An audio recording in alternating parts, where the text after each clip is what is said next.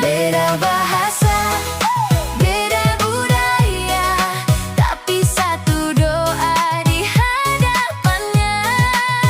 Kadang ribut soal hal sederhana, lalu ketawa lagi sebelum reda.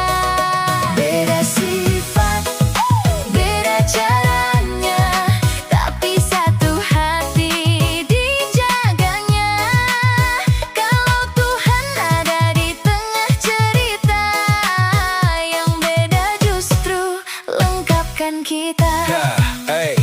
Pagi-pagi aku sudah rapikan meja, kamu masih cari kaos entah di mana. Aku suka rencana sampai besok, kamu jawab jalani dulu nanti cocok. Aku bilang hemat itu penting, kamu lihat diskon langsung ingin. Kadang pengen marah tapi lucu, karena tingkahmu bikin kangen terus. Ya sudahlah, Pagi-pagi kamu rapi semua, aku malah kaos belum ketemu juga. Kamu suka rencana jauh ke depan, aku bilang pelan jalani dulu pelan. kamu bilang hemat